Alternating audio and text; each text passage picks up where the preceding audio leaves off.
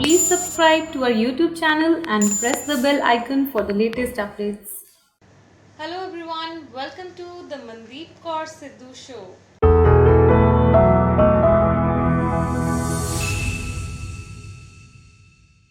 आज हमारा 79th episode है and I'm very excited about it. Today we have with us Mr. Vikram Khanna from English World.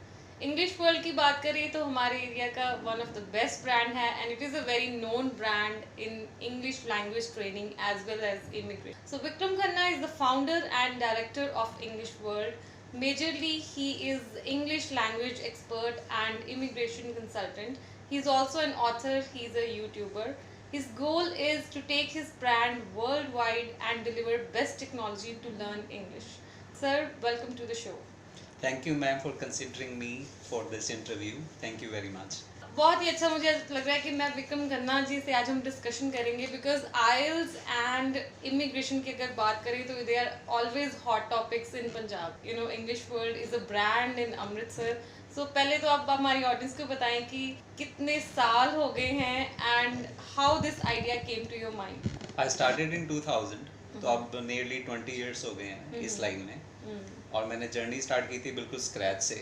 मैंने समझ लो कि कुछ चेयर से और एक टेबल से ये जर्नी स्टार्ट की थी और अब ये प्राइवेट लिमिटेड कंपनी बन चुकी है. तो ये अपनी जर्नी है जिसमें काफ़ी plus minus roller coaster rides. हमेशा मेरी कोशिश होती है कि जो the most successful you know entrepreneurs हैं हमारे एरिया के उनको मैं अपने शो पे लेके आऊँ. So he is also one of a great example to learn from. क्योंकि बहुत बार हम सोचते हैं कि हम अपने ब्रांड को या अपने घर को कहीं और जाके इस्टेब्लिश कर लें, बट बहुत सारी सक्सेसफुल एग्जाम्पल्स हैं हमारे एरिया में जो कि सालों सालों से सर जैसे 20 ईयर्स से काम कर रहे हैं and they are successful in their own city. What motivated you to be an entrepreneur and not to go for a job? मेरा मानना है कि लोगों के कुछ रोल मॉडल्स होते हैं आइडियल. तो मेरे को जिसमें कोई अच्छी चीज़ लगती है तो मैं उसी को रोल मॉडल मान लेता हूँ. मतलब मेरे बहुत सारे रोल मॉडल हैं. किसी में कोई चीज़ अच्छी है, किसी में कोई चीज़ अच्छी है. तो मेरे अंकल बोलते होते थे कि लाइफ में ना बिजनेस करना, जॉब मत करना. तो मैंने उनसे पूछा, बड़ा छोटा था तब मैंने उनसे पूछा क्यों. तो उन्होंने बोला कि बिजनेस में प्लस माइनस बहुत होंगे, बहुत ज़्यादा होंगे, लेकिन एक दिन ऐसा आएगा बिजनेस में कि तुम एक महीने में इतनी इनकम कमाओगे जितनी तुम पूरी लाइफ में अपनी जॉब में नहीं कमा सकते. तो वो मेरे दिमाग में थी कि मैंने ना जॉब्स देनी है. तो मेरा आज 30-40 मेंबर्स का स्टाफ है. तो आई एम ग्रोइंग लाइक. अगर रोल मॉडल्स की बात करें तो जैसे आपने खुद ही बात की कि रोल मॉडल्स हैं और अलग अलग चीज़ें आप उनसे ग्रैब करते हैं. तो रोल मॉडल्स की बात करें तो कौन रोल मॉडल्स आपके माइंड में हमेशा रहते हैं कि इनसे पहले तो मेरे पेरेंट्स सबसे बड़े मेरे लिए रोल मॉडल हैं. क्योंकि उन्होंने मुझे यही बोला है कि देना सीखो पहले, लेना अपने आप आ जाएगा. वो तो पहले देना सीखो. तो मेरे मदर जो हैं सबसे पहले वो मेरे रोल मॉडल हैं जिन्होंने मेरे को इंग्लिश बचपन में बहुत अच्छी सिखाई थी. और मुझे याद है कि मेरे पेरेंट्स ही बताते होते हैं कि जब मैं 8th क्लास में था तो मैं अपने 3 साल आगे वाले जो बच्चे थे उनकी गलतियाँ निकालता था इंग्लिश की. तो बचपन से ही वो एक स्किल थी इंग्लिश की. तो आगे जाके वही मेरी काम आई. सो अगर हम इंग्लिश वर्ल्ड की बात करें, पहले तो इसका नाम ही मुझे बहुत पसंद है. मैं अपनी ऑडियंस को बताना चाहती हूँ कि इंग्लिश वर्ल्ड आप ऐप भी डाउनलोड कर सकते हैं ऑन योर मोबाइल और आप इंग्लिश सीखना स्टार्ट कर सकते हैं और आप यूट्यूब चैनल भी सब्सक्राइब कर सकते हैं इंग्लिश वर्ल्ड का. इनकी एक बुक बहुत अच्छी है. तो मैंने अपने बैग में वो बुक रखी है क्योंकि सर 5-6 बुक्स हमें दे गए थे लास्ट टाइम जब विजिट किया and it is really really very good. ऐसे लगता है कि जैसे आपको कोई घर का ही मेंबर पढ़ा रहा है उस बुक के थ्रू. अगर हम सर्विसेज की बात करें इंग्लिश वर्ल्ड की, पहले तो नाम बताओ मुझे, इतना अच्छा नाम कैसे रखा? इंग्लिश वर्ल्ड मैं ये मानता हूँ कि जो मेरा जो प्रोफेशन है वो इंग्लिश रिलेटेड है सारा कुछ. इंग्लिश स्पीकिंग ले लो, आइल्स ले लो, तो पर्सनालिटी ग्रूमिंग ले लो. तो उसमें मुझे लगा कि इंग्लिश वर्ल्ड इंग्लिश की दुनिया है. कि जो मेरे पास आएगा ना उसको ये नजर आए कि ये इंग्लिश की दुनिया है. तो वहाँ उस एनवायरमेंट में बैठ के बच्चे इंग्लिश सीख जाते हैं. जैसे मैं आपको एक रियल स्टोरी सुनाता हूँ. मेरे रंजीत एवेन्यू ब्रांच में कंस्ट्रक्शन वर्क चल रहा था. वहाँ पे कारपेंटर काम कर रहा था. तो कारपेंटर ना मेरे लेक्चर सुन रहा था आइल्स के और उसको लगा कि इंग्लिश सीखना बहुत ईजी है, ये बहुत ईजी है. तो उसने मेरे से बात की, कहता सर मैं आइल्स कर सकता हूँ. मैं कहा तुम्हारी क्वालिफिकेशन की सर 10th. तो मैं कहा हाँ कर सकते हो क्योंकि 16 ईयर्स एज चाहिए खाली आइल्स के लिए, पासपोर्ट लगता है, यू कैन डू इट. मैं कहा क्या करोगे? कहता मेरा ना ऑस्ट्रेलिया में वीज़ा लग सकता है, work visa. And you believe कि वो 10th पास पर्सन ने आइल्स किया 3-4 मंथ्स में और 6 बैंड आ गए। आज से 4 साल पुरानी बात है। और अभी वो ऑस्ट्रेलिया में है, सिडनी में, और वहाँ पे वर्क वीज़ा लगा, अब उसकी फैमिली भी। सो अगर हम सर्विसेज की बात करें इंग्लिश वर्ल्ड की, क्योंकि बहुत ज़्यादा डिफरेंस होता है, अक्सर लोग चीज़ों को कॉपी करके बनाते हैं। आपने सारा ही स्क्रैच से, बहुत आपको डेप्थ नॉलेज है, it's a very good brand. So services की बात करें तो सर्विसेज में क्या क्या इंक्लूडेड है? कहाँ से लेके कहाँ तक कोई आपसे कंसल्टेंसी ले सकता है या सर्विसेज ले सकता है? हमारी सर्विसेज स्टार्ट हो जाती है right from the beginner level of spoken English, जिसमें हम बिल्कुल स्क्रैच से, जिसको बिल्कुल इंग्लिश में नहीं आती, वहाँ से हम स्टार्ट करते हैं। उसके बाद लेवल होते हैं उसमें स्पोकन इंग्लिश के, जैसे B1, B2, C1, C2, A1 से स्टार्ट होके C2 तक लेवल है उसमें। देन वी हैव दैट आइल्स। आइल्स में भी लेवल है, लेवल 1, लेवल 2, लेवल 3। लेवल 3 जो होता है वो 7 बैंडरी होता है, उसके आगे का स्कोर जो होता है उस लेवल तक पहुंच के ही आता है। अभी मैं रीसेंट रिजल्ट की बात करूं आइल्स की, तो 9, 9, 9 एंड 7.5 बैंड जो हमारी एक स्टूडेंट लेके गई है। So this is one of the best result in this IELTS industry. और इसके अलावा PTE 2015 में लॉन्च हुई थी इंडिया में, और तब हमने इंडिया का बेस्ट रिजल्ट निकाला था 9 बैंड ईच, 90, 90, 90 एंड 90। PT पूरे इंडिया में लॉन्च हुई थी, तो हमारे शहर से बेस्ट रिजल्ट निकला था। That was the first result, जो कि चारों में 9 बैंड था। और वो जो लड़की मेरे पास आई थी, तो उसने मेरे से क्वेश्चन किया, कहती सर आप कितने बैंड्स की तैयारी करा सकते हो? तो मेरा था कि मेरा हमेशा ही टारगेट 9 ही रहा है कि 9 बैंड की तैयारी कराऊंगा। And she was very surprised, कहती आप 9 बैंड बोलते हो, 90 पॉइंट्स बोलते हो, हाउ इट इज पॉसिबल? मैं कहा मेरा विजन है, या मेरी कोचिंग ले लो तो उसे पॉसिबल हो जाएगा। एंड लिटरली वो 9 बैंड लेने के लिए ही आई, और उसने काफ़ी इंस्टीट्यूट पे पता किया, और सारे ये बोलते थे कि 7 बैंड्स की ट्राई करेंगे। और मेरा था कि 90 ही लेने आपने, और सचमुच उसने 90 ली। और इमिग्रेशन कब आपने स्टार्ट किया, और एडिशनल सर्विसेज हमने क्या लॉन्च की अलॉन्ग विद इंग्लिश? तो इमिग्रेशन हमने स्टार्ट किया था 2008 में, और हमारा विजन था कि visa agent and visa consultant में डिफ्रेंशिएट करना, लोगों को बताना। जो वीज़ा एजेंट होते हैं उनका मतलब होता है कि उन्होंने पैसा कमाना है, तो हमारा था कि लोगों को पहले सर्विसेज देनी और बताना है कि राइट वीज़ा कैसे लग सकता है और बचा कैसे जा सकता है फ्रॉडुलेंट जो एक्टिविटीज़ होती हैं उससे। तो उस विजन से हमने खोला था वीज़ा कंसल्टेंसी को। कितना टाइम हो गया इसको? 2008 से अब 12 साल हो चुके हैं। सो जैसे आपने वीज़ा एजेंट्स की बात की और वीज़ा कंसल्टेंट्स की बात, लोगों को कैसे पता चलेगा कि ये एजेंट है, ये कंसल्टेंट है, या सेम? इसके लिए हमारी अवेयरनेस प्रोग्राम रहते हैं वीज़ा कंसल्टेंसी के बारे में। लोगों को हम अवेयर करते हैं कि वीज़ा जो है इस तरह से लग सकता है, और उसके लिए स्कॉलरशिप्स भी होती हैं जो कि बहुत सारे एजेंट्स हैं वो बताते नहीं हैं। तो हम लोग स्कॉलरशिप देते हैं लोगों की, मनी बहुत ज़्यादा ह्यूज मनी मैं बोलता हूँ बचाते हैं लोगों की, and they are very happy. Then जैसे हम कनाडा की बात करें तो हमारे 0% फाइल चार्जेस होते हैं, हम कोई चार्जेस ही नहीं लेते। Why? Because we have commissions from Canadian universities and colleges, तो वी आर वेरी कंटेंट। हमें मनी नहीं ड्राइव करती, हमें ड्राइव करती है सर्विसेज, कि उनका वीजा आ जाता है। और बेस्ट पार्ट हमारा क्या है कि करियर काउंसलिंग, वहां पे जाके क्या करना है, खाली वीजा लेना इज नॉट लाइक। एजेंट का मेन काम होता है वीजा लेना और खत्म, दैट्स इट। वो आपको नहीं जानता, आप उसको नहीं जानते, लेकिन हम पहले ये गाइड करते हैं कि वहाँ पे जाके करियर कैसे बनेगा, PR कैसे मिलेगी, सेटलमेंट कैसे करोगे आप। सो पूरी आगे तक की प्लानिंग रहती है। करियर पाथ होता है, उस करियर पाथ के द्वारा ही बच्चे जो हैं जब बाहर जाते हैं तो फिर वो याद करते हैं कि हाँ सही कंसल्टेंसी मिली थी। सर की तो मेरी तरफ से पर्सनल रिकमेंडेशन भी है। सो ऑलवेज पीपल ट्राई कि हमें कोई ना कोई राइट इमिग्रेशन कंसल्टेंट मिल जाए, या हम सही जगह पहुंच जाएं। जब भी हमने जाना होता है कनाडा या ऐसा कुछ भी पाथ हमने फॉलो करना होता है कि जहाँ पे हमने इंडिया से बाहर जाके पढ़ाई करी। So lot of research families do, बहुत सारे कंसल्टेंट्स के पास जाते हैं, बहुत सारे एजेंट्स के पास हम पहुंच जाते हैं। बट सर की बात करें, he is very very genuine कि अगर आपको लगे कि आपको किसी भी तरह की कंसल्टेंसी की ज़रूरत है, definitely you can talk. So what do you think how English world is bringing change in society? उसमें हमारा विजन ये है कि जो जैसे मैं पंजाब की बात करता हूँ और मैं स्टेट बोर्ड की अगर बात करूँ तो बहुत सारे हजारों ही ऐसे स्टूडेंट हैं जो 12th पास करने के बाद जब वो आइल्स करने लगते हैं तो बहुत ज़्यादा स्ट्रगल करते हैं। मैंने ऐसे स्टूडेंट भी देखे हैं जो 3-3 साल तक आइल्स के कोचिंग इंस्टीट्यूट्स पे जाके टाइम वेस्ट करते हैं और मतलब करते ही रहते हैं, मतलब उनकी आइल्स नहीं कंप्लीट होती। और उनकी जो पेन है ना, दैट इज आइल्स, कि आइल्स नहीं होती हमारे से। उस विजन से हमने, हमारी NGO है लाइफाहोलिक, तो हमने अपने इंस्टीट्यूट्स का जो हमारा यूट्यूब चैनल है, तो हमने पंजाब मिनिस्ट्री को एनरोल किया और बताया कि ये हमारा जो करिकुलम है उससे पंजाब बोर्ड के स्टूडेंट जो हैं खास करके वो अगर हमारी वीडियोस देखें स्पोकन इंग्लिश की खास करके, तो जब वो 12th ग्रेड तक पहुंचेंगे तो उनको इंग्लिश में स्ट्रगल नहीं करनी पड़ेगी। और पंजाब मिनिस्ट्री ने हमारा चैनल देखा, उनका पैनल पैनल बैठा, 3-4 बार मीटिंग हुई और उन्होंने अप्रूव किया। तो हमारी जब वीडियोस जो हैं वो थाउजेंड्स ऑफ स्टूडेंट्स देखते हैं और मेरा मानना है कि जब वो 12th के बाद निकलेंगे और आईएलटीएस करेंगे, सीधा compete करेंगे उन स्टूडेंट के साथ जो कॉन्वेंट स्टडीड स्टूडेंट हैं। How satisfied you feel when you are generating jobs for? Yeah, I feel too much content क्योंकि मुझे लगता है कि जो एम्प्लॉइज़ की टीम है दैट इज़ माय फैमिली। तो मेरे पास जो एम्प्लॉइज जो स्टार्टिंग में जब मैंने शुरू किया था वेंचर, तो बहुत सारे पुराने एम्प्लॉइज भी मेरे साथ लगे हुए और छोड़ के नहीं जाते। और उसका ये भी है कि इंटेग्रिटी जिसकी हम बात करते हैं कि जो हमारा वर्ड है, जो शब्द है जिसका, वो हम अगर पूरा करते हैं अपने एम्प्लॉइज़ के साथ, they are very happy. I think so that अगर आप फैमिली की तरह रखते हो तो फिर फैमिली मेम्बर्स ही होने चाहिए, उस तरह के ही होने चाहिए आपके लिए। तो वो हमारा जो वर्ड है उनके लिए वो हम पूरा फुलफिल करते हैं और वो भी उनको लगता है कि नहीं, that we are also the owner of this organisation. तो वो जो ऑनरशिप तभी आती है when you consider them as family members. Sir का जो मंत्रा है वो ये है, एक्सपर्टीज के पीछे आप भागे, पैसे के पीछे ना भागे। जब हम एक एंटरप्रेन्योरशिप थॉट की बात करते हैं, so what are your views behind? मेरा ये मानना है कि money is not the happiness. Money is not the happiness in a way that when money comes तो एक मोमेंटरी हैप्पीनेस मिलती है, थोड़ी देर के लिए खुश होते हैं, फिर हम वैसे हो जाते हैं। रियल हैप्पीनेस तभी मिलती है जब हम लोगों के लिए कुछ करते हैं, हम खड़े हो जाते हैं किसी की लाइफ में।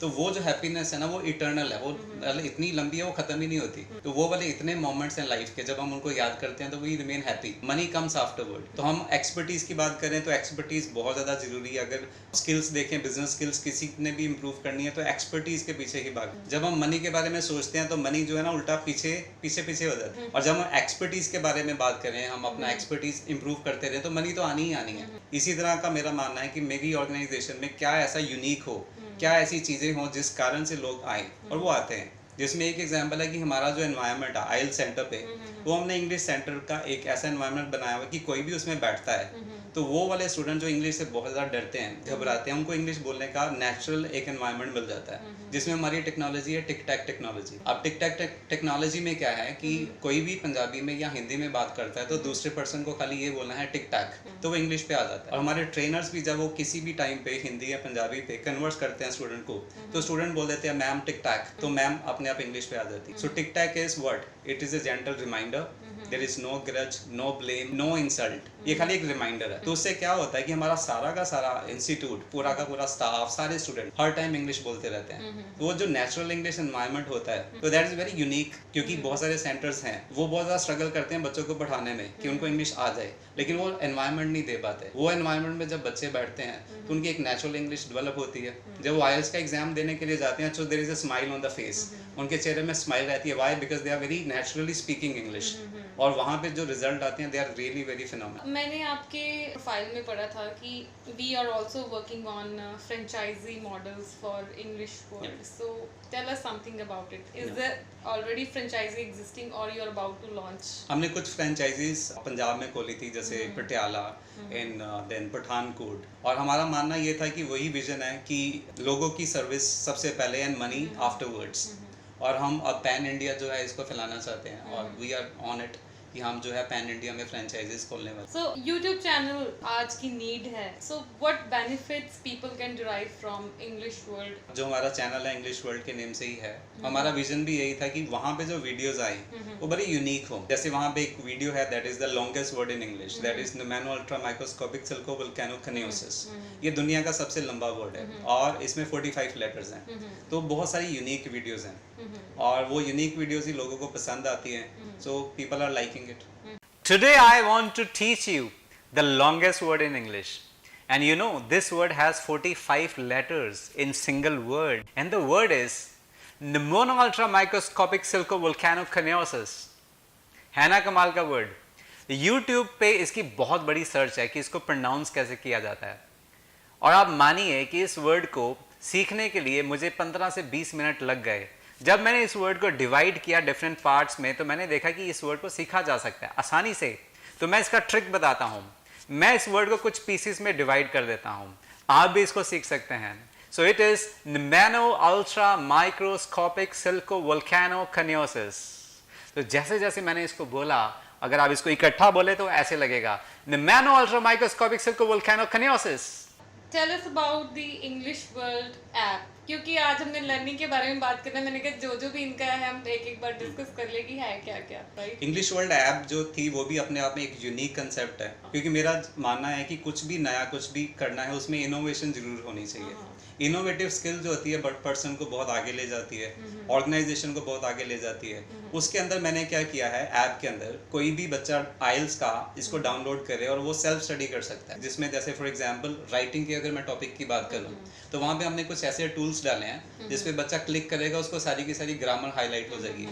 ग्रामर के किसी भी लाइन पे वो क्लिक करेगा तो उसकी एक्सप्लेनेशन आ जाएगी। So it's very unique kind of app. So what are the life skills behind your success? 3-4 चीजें हैं जो मैं फॉलो करता हूँ और इसी कारण आज मैं तो सारे तो एट लास्ट यही जानना चाहते हैं। मेरा एक पहला मंत्र है, दैट इज अभी नहीं तो कभी नहीं। दैट इज वेरी इंपॉर्टेंट, क्योंकि ये चीज मुझे बहुत ज्यादा ड्राइव करती है। कोई भी काम करना हो तो मुझे कभी भी फील हो रहा है कि मुझे सुस्ती लग रही है या मुझे नींद आ रही है, मैं लेट उसको प्रोक्रेस्टिनेट करूं तो मेरे माइंड में वो एकदम आ जाता है, अभी नहीं तो कभी नहीं। ये जो मंत्र है ना वो मुझे हमेशा ही ऑन टोज रखता है and I do the things immediately. तो मैं उसे प्रोक्रेस्टिनेट नहीं करता। इसके अलावा जो है मैंने ये बताया था कि जो रोल मॉडल होता है वो एक नहीं होता। तो मेरी लाइफ में जहाँ पे भी मुझे किसी में भी कोई भी खूबी लगती है वो वाली खूबी उस बंदे को मेरा रोल मॉडल बना देती है। तो मैं बोल सकता हूँ मेरे एक रोल मॉडल ही है और आई थिंक सो 50 होंगे। क्यों? क्योंकि मैंने उनसे एक एक चीज सीखी होगी। तो मैं ये कभी भी कंसिडर नहीं करता किसी एक पर्सन का एक रोल मॉडल होना चाहिए। तो दैट इज माई सेकंड मंत्र। तो जहाँ से भी कुछ अच्छा मिलता है आई जस्ट ग्रैब दैट। और मैं नेगेटिव चीजों पे बिल्कुल भी फोकस नहीं करता। बंदे की 10 नेगेटिव चीजें हो सकती हैं लेकिन अगर उसकी एक पॉजिटिव चीज है, ग्रैब दैट। So, एक चीज जो मेरे पास क्वेश्चन और है कि बहुत सारे लोगों को ना गिल्ट रहता है कि मुझे इंग्लिश नहीं आती ना इसलिए ये नहीं है। खास करके जैसे जो 40s 50s में है, काश हमने इंग्लिश सीखी होती तो आज हम यहाँ होते।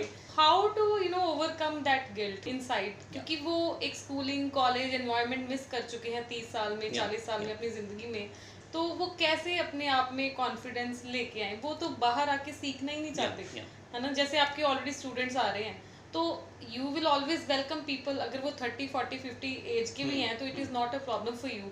पर अब वही निकल के नहीं आके सीखना चाहते तो that is also problem. So why it is important and how to overcome that guilt inside कि नहीं अब मेरा टाइम निकल गया। Age is just a number. किसी भी टाइम पे कुछ भी सीखा जा सकता है। मेरा जो एक्सपीरियंस ये कहता है कि किसी भी एज में मैं किसी को भी इंग्लिश सिखा सकता हूँ, कोई भी एज का पर्सन हो। और एक माइंड में ना हमारा साइकोलॉजिकली एक डर फियर बैठा होता है। वो इंग्लिश बोलने का जो सपना है ना वो उनका कभी पूरा नहीं होता। और मेरा जो टीचिंग मेथड है वो यही है कि अगर आप गलत इंग्लिश बोलते हो, टूटी फूटी इंग्लिश बोलते हो, लेट इट हैपन। गर्मी और शर्म जितनी महसूस करो उतनी लगती है। और अगर आपने ये महसूस नहीं की तो नहीं लगती। तो लेट द इंग्लिश हैपन।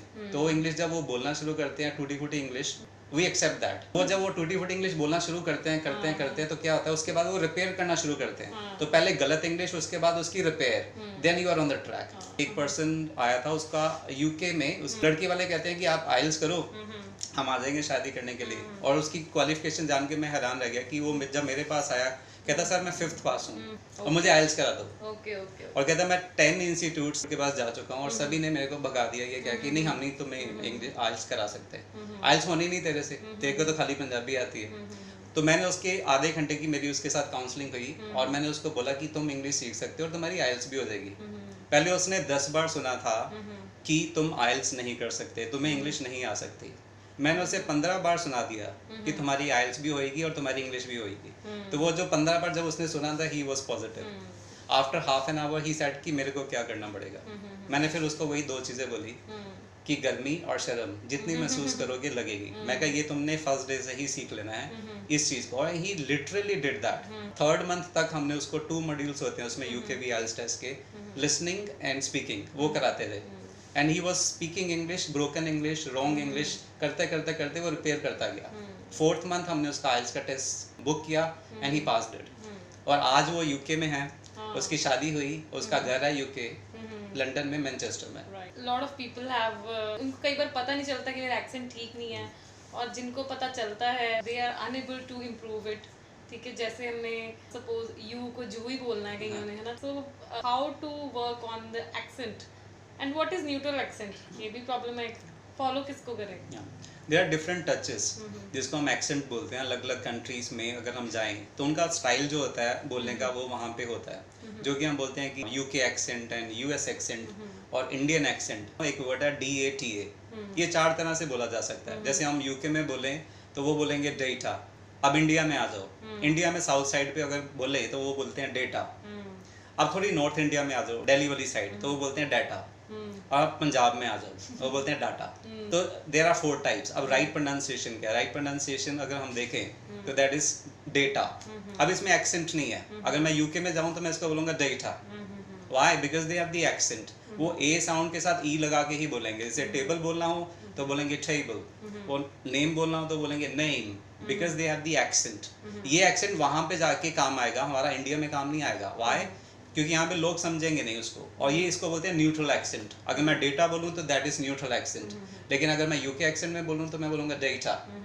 तो एक्सेंट जो होता है वो हमको नहीं सीखना, हमको प्रोनाउंसिएशन सीखनी है। तो data is the right pronunciation, data is the wrong pronunciation. और एक चीज़ बड़ी इंटरेस्टिंग है इसमें है वॉइस मॉड्यूलेशन।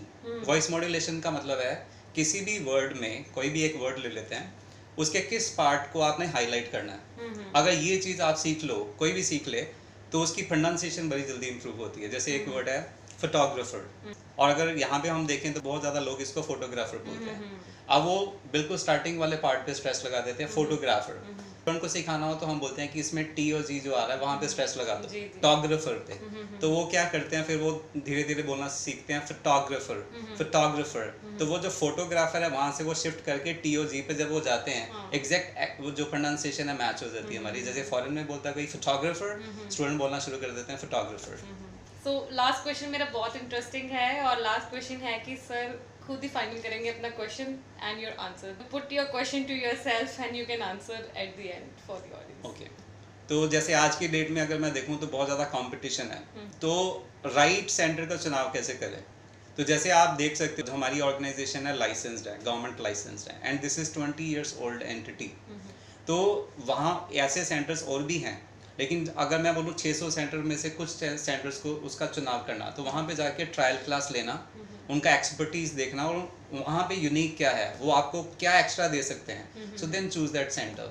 तो अदरवाइज जो है स्टूडेंट्स बहुत सारे पैसा खराब करते हैं, सेंटर पे 10 दिन क्लासेस लगाई या 1 month क्लासेस लगाई और आइल्स का रिजल्ट नहीं आया या 2 months के बाद नहीं आया, तो उनका इंटेक निकल जाता है। तो एक इंटेक निकलने का मतलब क्या है कि 6 months आगे, और अगर वो इंटेक में सीट भी नहीं मिली तो 1 साल पूरा का पूरा खराब होता है स्टूडेंट्स का। तो उसके लिए राइट सेंटर का चुनाव करना जो होता है वो बहुत ज़्यादा इंपॉर्टेंट है। तो उसके लिए बेस्ट यही है कि ट्रायल क्लास लेना और ये देखना है कि यूनिक क्या है उनका, वो आपको किस तरह से सिखा सकते हैं। अगर वो आपको पता चल जाता है then you have to choose that centre. Thank you sir, thank you so much.